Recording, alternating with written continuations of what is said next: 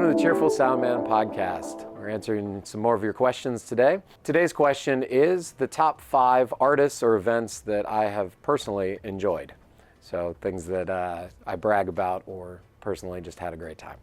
In case you haven't noticed, I'm very cheerful and I do very much enjoy what we do and the work we do. So it is kind of hard to narrow them down because we do probably 20 to 30 events a year that I personally is like, oh, I love that artist or I love that music. And we do many more events than that in a year, but those are the ones that I like, man, I want to be there for that one as an audience member, you know. So I'll start with, I kind of narrowed it down to the last couple years here. I'll start with this one mostly out of nostalgia, but the Vertical show, the first Vertical show that John Pop, my partner, and I produced together. We were actually 2 different companies at the time, and it was coming out of COVID. Things weren't really coming back yet, and that actually opened so many doors for us, just taking that risk and taking that chance. And both of us had very little money left in our bank accounts after being closed for several months and things, and we just really we love what we do, and we wanted to bring back a show, and that was a way we were allowed to do it, was we rented a hotel or worked with a hotel and basically rented out their rooms on their balconies and produced a giant show beneath it. And that was Wax Motif, I think, was the DJ. It was more John's musical style and taste, but it was such a great moment and such a pivotal point. Honestly, I think that's why it goes on the list as number 5 there. It's just, it just pivoted my life and so much, and our business so much as well, and really created started the journey on what we have today. So that would be number 5. Number 4, for those who know me well, know that I do very much enjoy tequila and a good margarita. So probably the greatest, this actually should be number 1, but there are other factors above it. But National Margarita Day in Costa Rica. It was a tough gig, let me tell you. They just kept bringing us margaritas. Like, I was mind blown. But it was a great gig. It was when I was doing front of house and production management for Latitude 28 Band, which was, we played a lot of resorts, different things like that. This one we traveled to Costa Rica. We played a Margaritaville resort. We got to stay at the resort, spent a whole lot of time in the pool, and the beach was like 30 feet outside of my door. And then we set up the whole build on the beach. We used a great local production company, can't remember their name at the moment, but great Costa Rican company. Brought in our couple elements, plugged it all in, and basically I just mixed music on the beach, and people kept bringing me margaritas. I had an iPad in one hand and a margarita in the other, and I actually goofed around. I made a margarita holder out of like the Bob Dylan harmonica holder, so I could go hands-free and mix and drink margaritas. So I got the worst sunburn of my life that day as well. I normally am pretty good about wearing long sleeves and hats and things, and I did not that day. I just went shirtless the whole day drinking margaritas, and I was full-on tomato red, and pretty sure still suffering the consequences at my bone level. Anyway, that was an all-time great, was the National Margarita Day. Next on the list, number 3, is Dierks Bentley. This was another one kind of coming out of COVID, so all these were kind of around that time, 2021, as things were kind of coming back. And Dierks Bentley, major country artist. I like his music. He's excellent. Not necessarily like one of my top 5 artists that I love, but I do love his music. It's great. But love this particular one because it was at kind of coming out of the Vertical and all that. We bought a bar together as well, a club here in Gainesville, Vivid Music Hall, and we were blessed and fortunate enough, thanks to Peachtree Entertainment and Will at Airbound. Shout out there, guys. Brought us one of the best shows we've ever had, which was Dierks Bentley. He did, I think it was called High Times and Hangovers. It was a dive bar tour, so we have a dive bar, before they were ready to kick back up to go back out into arenas and things. So it was almost like a warm-up tour, but also a chance for them to get back with their fans and get back to doing what they loved. But that was just such a great moment because it was at our venue. It was an artist that we had no business getting in our little, 1,000 capacity club. He plays stadiums and arenas and things, and that was a great one. But it also, crazy enough, I think all these, except for maybe the margarita one, the reason I love them so much is they led to other relationships and other opportunities and other people that I got to know and do many things with. And in this case, that was actually where we met Pugsley McDermott, their sound guy, who introduced us. He's an educator with PK Sound, and introduced us there, which then we ended up buying a system eventually, adding some support for the Wu-Tang tour and all sorts of things. All these opportunities came out of that, and that's now one of our go-to festival sound systems. And I still talk to Pugsley regularly, and again, just lots of amazing opportunities and relationships came out of that show.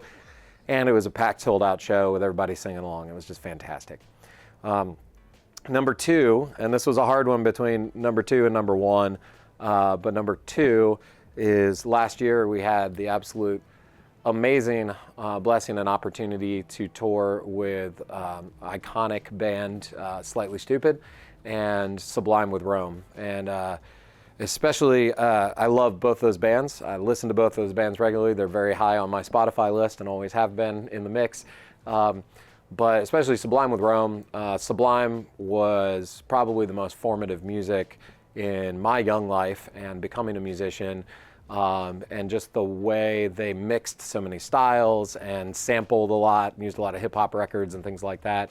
I was Sublime introduced me, listening to them as a young man in the 90s, without all the Spotify, you might also like this, looking at their liner notes and looking at, oh, that was KRS-One. Who's KRS-One? And then understanding who that is and getting his record, the Melodians by the Rivers of Babylon, and then I got a Melodians record, and just so on and so on. They just, I feel like, just exploded my musical taste. So, but specifically, the show on that tour, there were two shows. One was they did 2 nights at Red Rocks with Slightly Stoopid, and that was the best sound I've ever heard in my life. Shout out to James Wisner, their front of house guy. Just absolutely amazing. And then the big one was Petco Park, which is where the San Diego Padres play, and it was on the field concert, one of the bigger deployments, probably the biggest show, biggest single, one-off show that we've done that wasn't a festival. I think there were 20-something thousand people there, beautiful big hangs of PK speakers, just a great overall experience, great rig, and I'm a big baseball fan as well. Not a Padres fan specifically, but just a big fan.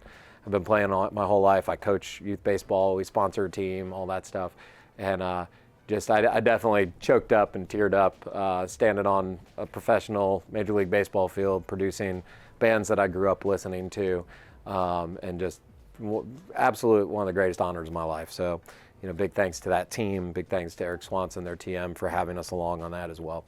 And then lastly, this has become a favorite, mostly because it's a recurring, but also similarly to the last one, it's the lineup has so many bands that I just absolutely love. I'm a big reggae fan, and that's Reggae Rise Up. So it's a festival we did last year and this year here in St. Pete, Florida. Just absolute banger of a lineup. Damian and Stephen Marley finished the weekend off. They had Revolution on Friday. Slightly Stoopid was Saturday this year. Thursday was Dirty Heads. Those were the headliners, but then you had the Movement didn't play this year. They played last year. Elevators, Little Stranger, which is one of my favorite wacky bands. Just all these just absolutely amazing lineup. It was so fun, and we've developed a great rapport with the Live Night Events team. And yeah, just really did a great job last year, but definitely was kind of stressful. This year we made a bunch of adjustments, and honestly I didn't know what to do with myself on day 2 other than start to enjoy the music, and just got to kind of make sure everybody had their food and water, which really Sophia did most of that for us, and just got to hang out and be a fan of the music and enjoy the experience, and put out minor fires here and there, but mostly just really get to enjoy it. And so that's my top 5. I'm going to throw I'll give a couple honorable mentions from this last year as well. We just did Stephen Marley. It was an acoustic set. Again, I'm a big reggae fan, and just, the Marleys as a family have contributed so much to our world and so much to music. Got to mix the opener for that and then listen to Veer, their sound guy, just absolutely blow it away, and sounded like a record in a hall. It was amazing. We did Willie Nelson this year. He's just such an iconic songwriter, such a cool experience to get to produce that one. We just had Flaming Lips as well, which kind of an all-time favorite on the wacky side of things. They just do such a great job with the songwriting, and they brought we brought production, and they brought 2 semi-trucks full of toys and fun, crazy stuff, and that was a hoot. We did Oliver Anthony this year, who had a huge breakout year and just very cool. It was one of the fastest sellout shows that particular promoter, Duderman, has ever had. Just a great event as well, and he's such a raw talent and such a raw, just a great voice.